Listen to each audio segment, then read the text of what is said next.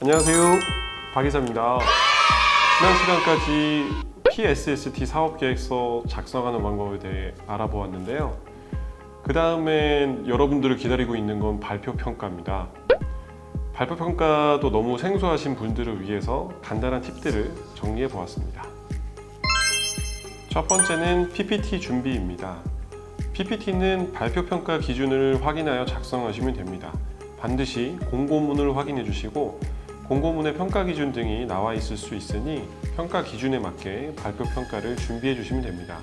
발표평가 때도 마찬가지로 창업 아이템 개발 동기 및 목적, 개발 방안, 사업화 전략, 대표자 역량 등에 대해서 종합적으로 발표하게 됩니다.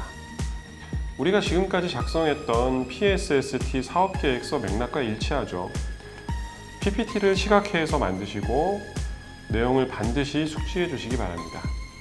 또한 발표평가는 대표자의 참석을 원칙으로 하며 질의응답을 통해 창업 아이템 차감 배경, 핵심 기술 이해도 등에 대해 심층평가하게 됩니다. 따라서 사업과 관련된 내용들을 숙지하시고 PPT를 준비하셔야 됩니다. 두 번째는 발표 시간과 질의응답 시간의 숙지입니다.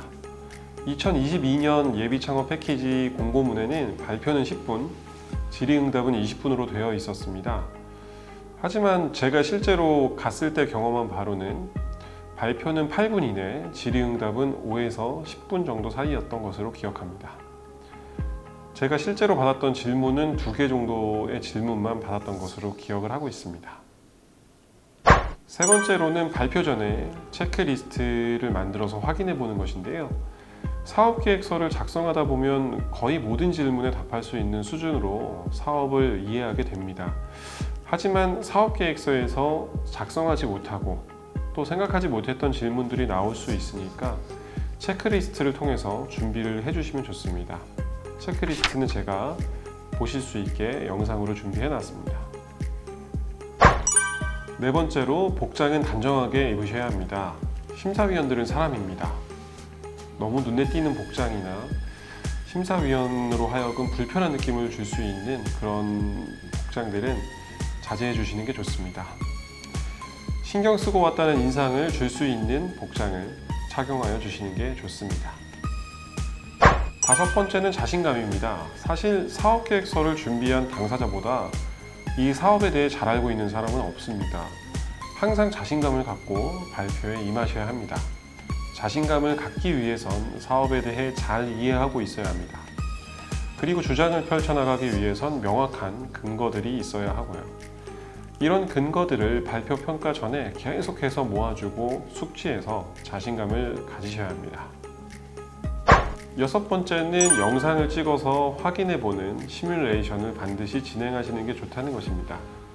저는 코로나 시대 때 발표를 진행해서 발표 영상을 만들어서 제출했고 줌을 통해서 질의응답만 진행하는 방식으로 발표 평가를 진행했습니다.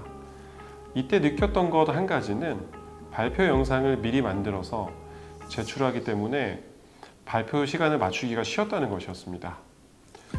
그리고 실수한 부분에 대해서는 다시 촬영을 하면 됐기 때문에 발표 영상을 만드는 게 어렵진 않았습니다. 이때 느낀 점은 현장 발표를 하기 전에 이렇게 스스로 촬영, 시뮬레이션을 해서 자신의 모습을 파악한 후에 발표 평가를 진행하는 게 훨씬 도움이 된다는 것이었습니다. 일곱 번째는 예상 질의응답을 작성하는 것입니다. 저의 경우에 질문이 왔을 때 당황하지 않기 위해서 예상 질문 리스트를 작성해 보았습니다.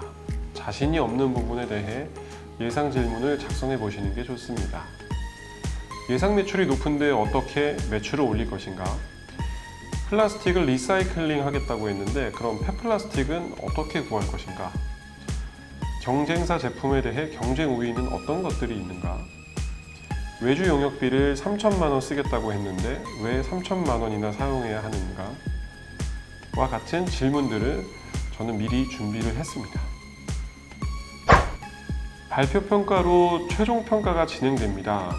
사업 계획서의 연장선이라고 생각하시고 철저히 준비하셔서 좋은 결과 있길 바랍니다. 감사합니다. 이상 박이사였습니다.